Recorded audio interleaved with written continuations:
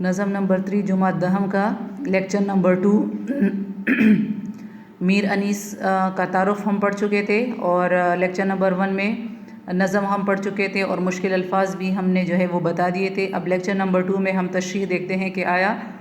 नज़म के मरसिया नज़म जो है नमूद सोब इसमें जो है उन्होंने क्या कहा है।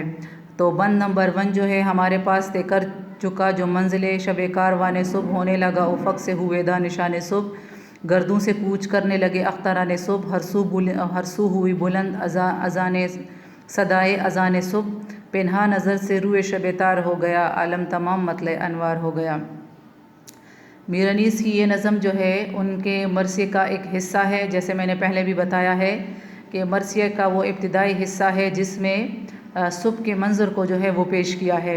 जिसमें उन्होंने मैदान करबला के मंज़र सुबह की तस्वीर कशी बड़ी ख़ूबसूरती के साथ जो है वो बयान की है। दिन की मुनफरिद रानाई से भरपूर ख़ूबसूरतियों से भरपूर रोशनियों में सिमट कर नज़रों से ओझल हो गया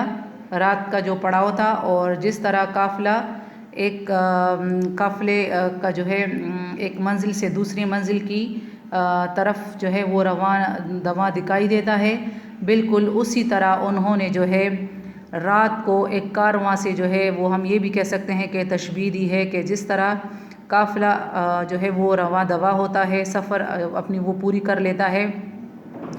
इसी तरह जो रात का पड़ाव है यानी आसमान पर जो अंधेरा था और सितारे थे वो अब जो है सुबह के ज़ाहिर होने की वजह से आहिस्ता आहिस्ता जो है वो ख़त्म हो रहे हैं, यानी उनका वक्त जो है वो मुकम्मल हो गया है और अब जो है वो सुबह तुलू होने वाला है। यानी दिलकशी के साथ शब की तारीकियों से निकल कर अपनी मंजिल की जानिब पड़ाव डाल चुका है। कौन? यानी जो काफ़िला था। अब उफ़क़ यानी वो जगह जहाँ से ज़मीन और आसमान जो है वो मिले हुए दिखाई देते हैं,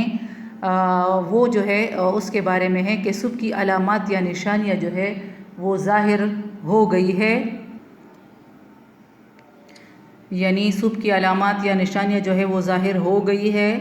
रात के वक्त आसमान पर सितारे जो चमक रहे थे, अब सुबह के वक्त जो है वो सितारे आसमान से रुखसत होने लगे, गायब होने लगे। यानी सुबह की रोशनी फैलते ही जो है वो सितारे जो है वो गायब हो जाते हैं। ज़मीन पर आबादियों और बस्तियों में हर तरफ सुबह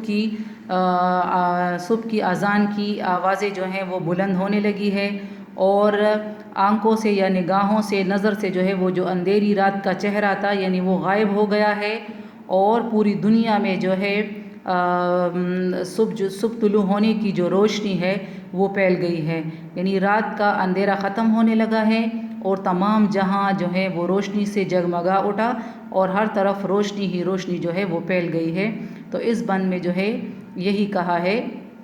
मीर अनीस ने कि कैसे जो है शब तारीकी जो है वो ख़त्म हो गई है, सुबह जो है वो ज़ाहिर हो गई है, किस तरह यानी आसमान से सितारे जो है वो गायब होने लगे हैं, हर तरफ जो है वो सुबह की अज़ानें हो रही है और अंधेरी रात का चेहरा जो है वो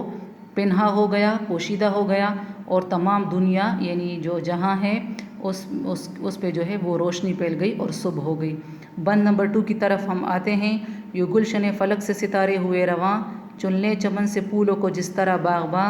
आई बहार में गुले महताब पर ख़िज़ां, मुरझा के गिर गए समर व शाख कहकशां, दिखलाए तोर बाद सहर ने समूम के, पस मुर्दा हो के रह गए गुंचे नजूम के। इस बंद में मीर अनीस क्या कहते हैं? यू गुलशन फलक से सितारे हुए रवां, यानी आसमान को एक गुलशन से जो गुलशन कहा है कि किस तरह जो है यू गुलशन फलक से यानी आसमान से जो है उससे जो है वो सितारे कैसे जो है वो गायब हो गए, रवां हैं यानी जा रहे हैं, इस तरह जा रहे हैं, उससे ऐसे जो है वो गायब हो गए हैं। चुन ले चमन से फूलों को जिस तरह बाग के, जिस तरह एक माली जो है वो गुलशन से, बाग से, चमन से जो है वो फूलों को चुन लेता है, तो इस तरह लगा है, इस तरह लगता है कि जैसे आसमान के गुलशन से जो है सितारे किसी ने चुन लिए हो, यानी सुबह होने की वजह से वो सितारे जो है गायब हो गए हो। तो उसको ऐसे कहा है कि जैसे किसी माली ने आसमान के उस बाग से जो है वो सारे फूल तोड़ दिए हो। आई बहार में गुले महताब पर ख़िज़ा, और ऐन बहार के मौसम पे जैसे गुले महताब पर जो है वो ख़िज़ा का मौसम आ गया हो। किस तरह? यानी جو رنگ برنگ پھولوں کے حسن میں اپنی دل فریب رعنائی سے نظروں کو دلکش اور منفرد دکھائی دیتا تھا وہ آسمان، کہتے ہیں کہ وہ بالکل اسی طرح تاریک اور ویران آسمان بھی چاند اور ستاروں سے جو ہے وہ جلملاتا ہوا رنگ برنگ پھولوں کی مانند معلوم ہوتا تھا۔ تو ہم یوں کہہ سکتے ہیں کہ ستاروں کے پھولوں کا یہ جو باغ تھا وہ کس طرح خالی ہو گیا اور کس طرح جو ہے اپنی رونق دکھا رہا تھا، لیکن طلوع صبح کے ساتھ جو ہے یہ باغ کیسے ویران ہو گیا اور ستارے آسمان کے باغ سے اس طرح جو ہے وہ پوشیدہ ہو گئے کہ ایک مالی نے جیسے پھولوں کو چن لیا ہو، اور اس کے نتیجے میں باغ پھولوں کی مہک سے جو ہے وہ محروم ہو گیا ہو، اور اسی طرح جیسے عین بہار کے موسم میں چاند کے پھول پر خزاں آ گئی۔ مطلب کیا ہے اس کا؟ مطلب یہ ہے کہ صبح کی روشنی ظاہر ہوتے ہی چاند کی چاندنی، اس کا مطلب یہ ہے کہ صبح کی روشنی ظاہر ہوتے ہی چاند کی چاندنی جو ہے وہ ختم ہو گئی، جیسے اس پر خزاں کا موسم جو ہے وہ آ گیا ہو۔ اسی طرح کہکشاں جو دراصل کیا ہے؟ آسمان پر ایک سفید گرد و غبار کا راستہ یا ستاروں کا جو ایک جرمٹ ہے، اور اس میں چمکنے والے ستارے اس شاخ پر لگے ہوئے پل اور پھول یعنی ثمر و شاخ کہکشاں، یعنی کس طرح جو میں نے بتایا ہے کہ کہکشاں کے ساتھ جو ستارہ منسلک ہوتے ہیں، یعنی جس ستاروں کا ایک جھرمٹ سا ہوتا ہے، تو اس میں چمکنے والے ستارے اس شاخ پر لگے ہوئے پل اور پھول ہے جو صبح کی روشنی سے کہکشاں کی شاخ اور اس کے پل کو جو ہے مرجھا جانے سے جو ہے وہ تشبیہ دی ہے۔ یعنی ان ستاروں کو جو ہے جو کہکشاں پر لگے ہوئے تھے ان کو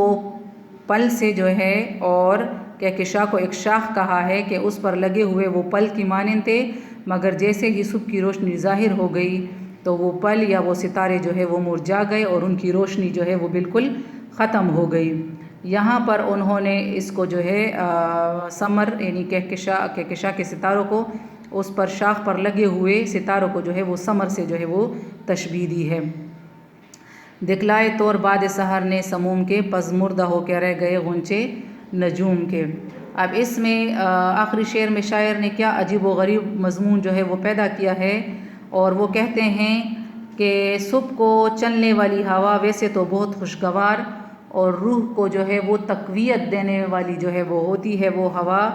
لیکن اس نے کام وہ کر دکھایا ہے جو صحرا کی گرم ہوا سر انجام دیتی ہے،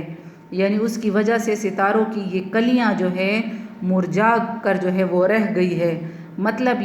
اس کا کیا مطلب ہے کہ صبح کی روشنی کی وجہ سے ستاروں کی روشنی جو ہے وہ ماند پڑنے لگی، کم ہونے لگی، ختم ہونے لگی۔ تو اس بند میں جو ہے میر انیس نے یہ بتایا ہے۔ بند نمبر 3 ہے چپنا وہ ماہتاب کا وہ صبح کا ظہور، یاد خدا میں زمزم پردازی طیور، وہ رونق اور وہ سرد ہوا، وہ فضا وہ نور، خنکی ہو جس سے چشم کو قلب کو سرور،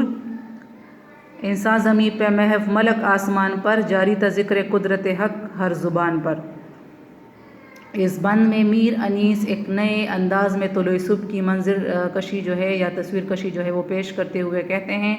بتاتے ہیں کہ رات کے وقت چاند آسمان کی وسعتوں پر پوری آب و تاب کے ساتھ جو ہے وہ چمک رہا تھا، لیکن صبح کے ظاہر ہوتے ہی چاند یوں چھپ گیا جیسے کوئی شکار کسی شکاری کے خوف سے چھپ جاتا ہے۔ یعنی صبح کا وقت بہت سہانا اور روح پرور ہوتا ہے، پورے ماحول اور فضا پر ایک روحانی کیفیت طاری ہوتی ہے، اور خوش آواز پرندے اللہ تعالیٰ کے ذکر و یاد میں جو ہے حمد و ثنا میں جو ہے نغمے اور گیت جو ہے وہ اپنی اپنی زبانوں میں وہ پیش کرتے ہیں۔ ان کا چہکنا دراصل اللہ تعالیٰ کے ذکر، یاد اور عبادت ہی کی ایک خوبصورت جو ہے وہ مثال ہے۔ ہر طرف رونق، چہل پہل اور گہما گہمی ہے، ٹھنڈی ٹھنڈی ہوائیں جو ہے وہ چل رہی ہے جو بہت سرد، اور فضا کو انہوں نے پر نور جو ہے وہ بنایا ہوتا ہے جو دلوں کو فرحت اور سکون جو ہے وہ بخشتے ہیں۔ باغ کی پوری فضا بیحد خوبصورت اور دل فریب تھی، پورا ماحول نورانی ہو رہا تھا اور خوشگوار ماحول اور فضا کی وجہ سے آنکھوں کو یعنی خون کی ٹھنڈک کو کہتے ہیں، آنکھوں کو ٹھنڈک اور دل کو ایک عجیب سی کیفیت اور لطف اور سرور جو ہے وہ اس سے مل رہا تھا۔ یہ اوپر کے مصرے میں جو بیان ہوا ہے، یعنی ان سب سے جو ہے وہ آنکھوں کو ٹھنڈک محسوس ہو رہی تھی اور دل کو ایک عجیب سی کیفیت جو ہے اس سے خوش اور محسوس ہو رہی تھی۔ اور کیا تھا؟ پھر انسان زمین پہ محو، جیسے ہی صبح ہو گئی تو انسان جو ہے وہ زمین پر اللہ تعالیٰ کی عبادت میں مصروف ہو گئے اور آسمان پر جو ہے وہ فرشتے اللہ تعالیٰ کی عبادت کرنے لگے۔ اسی طرح جاری تھا ذکر قدرت حق ہر زبان پر، تو ہر ذی مخلوق جو ہے اپنی اپنی زبانوں میں اللہ تعالیٰ کی حمد و ثنا جو ہے وہ بیان کر رہے تھے، یعنی ہر ذی مخلوق اپنے خالق کی حمد و ثنا میں مصروف تھی۔ گویا صبح کی نورانی سما میں زمین اور آسمان پر ہر جگہ اللہ تعالیٰ کی قدرت اور شان کریمی کے گیت ہر زبان پر جاری تھے، یعنی ہر مخلوق اپنے اپنے انداز اور طریقے سے اللہ تعالیٰ کے ذکر و عبادت میں جو ہے وہ مصروف تھی۔ بند نمبر 4، وہ سرخ شفق کی ادھر چرخ پر بہار، وہ بارہور درخت، وہ صحرا، وہ سبززار، شبنم کے وہ گلوں پہ گوہر رہا ہے آبدار، پھولوں سے سب بھرا ہوا دامان کوثر، نافے کھلے ہوئے وہ گلوں کے شمیم کے، آتے تھے سرد سرد وہ جھونکے نسیم کے۔ اب اس بند میں اب میر انیس کیا کہتے ہیں کہ صبح کی تصویر کشی کرتے ہوئے ایک اور حسین اور دل فریب منظر پیش کرتے ہیں کہ طلوع صبح کے وقت آسمان پر جو سرخی چھائی ہوتی ہے وہ عجیب و غریب جو ہے وہ ایک بہار کا سما پیش کر رہی ہوتی ہے۔ ایسا لگتا ہے کہ آسمان پر انتہائی خوبصورت رنگ کا، سرخ رنگ کا جو ہے وہ قالین بچھا دیا گیا ہو، اس کے ساتھ جو ہے پھر پھولوں اور پلوں سے جو ہے لدے ہوئے بھرے ہوئے درخت اس قدر خوبصورت حسین منظر جو ہے وہ پیش کر رہے تھے اور وہ منظر کو اس طرح دوبالا کر رہے تھے جیسا پورا جنگل جو ہے اور بیابان پر بہار تھا، اس پر بہار آئی ہو اور فضا جو ہے وہ نہایت روح پرور، یعنی روح کو ایک تسکین اور مسرت جو ہے وہ دے رہی تھی، اور ہر طرف سبزہ یعنی ہریالی جو ہے وہ نظر آ رہی تھی۔ ایسا معلوم ہوتا تھا کہ زمین پر سب مخمل کی چادر جو ہے وہ بچھا دی گئی ہو اور پھولوں پر شبنم کے قطرے، شبنم کے وہ گلوں پہ گوہر ہے آبدار، یعنی شبنم کے قطروں کو جو ہے وہ چمکدار موتیوں سے یہاں پہ تشبیہ دی ہے کہ پھولوں پر شبنم کے قطرے ایسے لگ رہے تھے کہ جیسے وہ کوئی چمکدار موتی ہو اور ہیرے جواہرات ہو۔ جیسا کہ میر انیس اس منظر کی یوں بھی عکاسی کرتے ہیں، ان کا ایک اور شعر ہے: کھاکا کے اوس اور بھی سبزہ ہرا ہوا، تا موتیوں سے دامن صحرا بھرا ہوا۔ اس کے ساتھ ہی پہاڑوں کی جو وادیاں تھیں وہ بھی رنگ برنگ پھولوں سے بھری پڑی تھی اور یوں معلوم ہوتا تھا کہ گویا پھولوں کی منڈی میں پھولوں کے ٹوکرے جو ہے وہ پڑے ہو بھر بھر کر، اور ان سبززاروں اور وادیوں میں پھولوں کی خوشبو جو ہے وہ مہک کر پورے ماحول کو جو ہے ایسے خوشبودار اور معطر بنا رہی تھی، اور یوں معلوم ہوتا تھا کہ ہر طرف کستوری، جیسے میں نے پہلے بھی بتایا ہے، جو ہرن کے نافے میں جمع ہوا خون ہوتا ہے اور وہ مختلف قسم کے پرفیوم وغیرہ میں استعمال کیا جاتا ہے، تو جیسے کستوری کی خوشبو پھیل گئی ہے، اور اس کے ساتھ ہی نسیم صبح یعنی جو صبح کی ہوا ہے اور صبح کی خوشگوار ہوا کے ساتھ ٹھنڈے ٹھنڈے جھونکے دلوں کو ایک عجیب سرور اور کیفیت جو ہے وہ اطمینان اور خوشی جو ہے وہ بخش رہے تھے۔ تو یہاں پہ میر انیس نے اس بند میں جو ہے یہ بتایا ہے۔ آخری بند میں وہ کیا کہتے ہیں، میدان کربلا کی تعریف میں وہ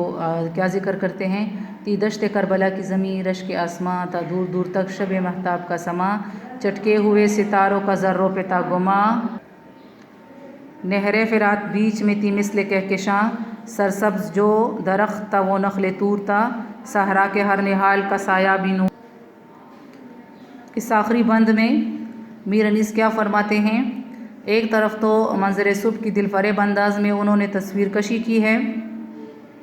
تو دوسری طرف میدان کربلا کا بھی انہوں نے جو ہے وہ ذکر کیا ہے کہ جہاں حضرت امام حسین اپنے ساتھیوں کے ساتھ جو ہے وہ یزیدی فوج کے ساتھ لڑ رہے تھے، تو اس وقت میدان کربلا کی جو حالت تھی، جو منظر تھا، انہوں نے پیش کیا ہے، اور انہوں نے کہا ہے کہ میدان کربلا میں صبح کا منظر انتہائی دلکش تھا۔ یہ میدان اس قدر پربہار اور ماحول اس قدر خوشگوار اور خوبصورت لگ رہا تھا کہ آسمان جو ہے وہ زمین پر رش کر رہا تھا، کہ جیسے آسمان جو ہے وہ زمین میں تبدیل ہو جائے اور وہ بھی جو ہے زمین کی حیثیت اختیار کر لے، یعنی وہ میدان کربلا کی زمین پر جو ہے وہ رش کر رہا تھا، یعنی وہ بھی اس بات کی خواہش رکھتا تھا کہ وہ میدان کربلا کی صورت اختیار کریں، یعنی آسمان پر اپنی بلندی اور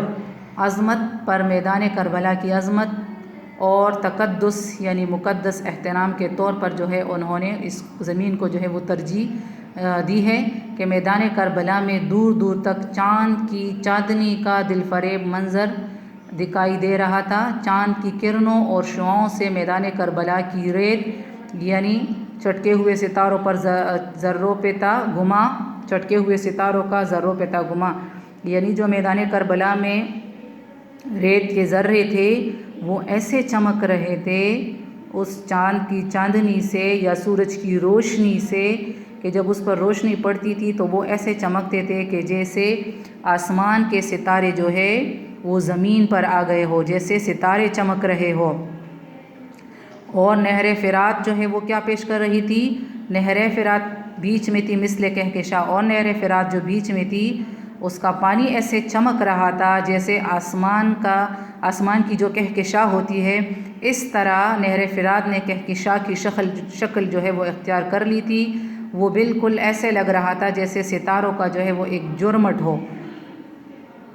کہ کہکشاں ایک لمبی قطار جو پہلے بھی میں نے بتایا ہے جس میں بہت سارے کروڑوں اور اربوں کی مقدار میں کہتے ہیں کہ اس پہ ستارے ہوتے ہیں، اور جب اس پر سورج کی کرنیں پڑتی تھی تو محسوس ہوتا تھا کہ گویا کوہ طور اور ادھر میدان کربلا میں جو سرسبز درخت ہوتے تھے تو اس پر جب سورج کی روشنی پڑتی تھی تو وہ درخت ایسے چمکتے تھے جیسے کوہ طور کا درخت ہو، جس کوہ طور یعنی طور وہ پہاڑ جس پر حضرت موسیٰ علیہ السلام جو ہے اللہ تعالیٰ سے ہم کلام ہوتے تھے، تو وہ ان درختوں نے بھی جو ہے وہ صورت اختیار کر لی تھی، ان کی چمک جو ہے اتنی بڑھ گئی تھی، تو یوں محسوس ہوتا تھا کہ گویا کوہ طور کا درخت ہو جس پر تجلی الہی کا جو ہے وہ ظہور ہوتا تھا، یعنی اللہ تعالیٰ کی قدرت کے جلوے جو ہے وہ اس پر نازل ہوتے تھے، اس پر ظاہر ہوتے تھے، اور میدان کربلا کا جو ہر پودا تھا، ہر درخت تھا، وہ درخت تو کیا بلکہ اس کا سایہ بھی جب زمین پر پڑتا تھا تو وہ روشنی سے کم نہیں تھا، بلکہ وہ بھی اس زمین پر جو ہے سایہ اس کا روشنی کی مانند تھا، روشنی اس پہ ڈال رہا تھا۔ تو یہ یہاں پہ جو ہے میدان کربلا کی تقدس کے بارے میں انہوں نے بیان کیا ہے کہ میدان کربلا کی جو حالت تھی، جو منظر تھا وہ کیسا تھا، یعنی ہر چیز جو ہے، چاہے وہاں پہ وہ ریت کے ذرے تھے، چاہے وہ درخت تھا، چاہے وہ کوئی پودا تھا، چاہے وہ نہر فرات یا جو بھی تھا، ہر ایک چیز جو ہے وہ چمکتی ہوئی دکھائی دے رہی تھی۔ تو یہ اس نظم کی جو ہے وہ تشریح ہے،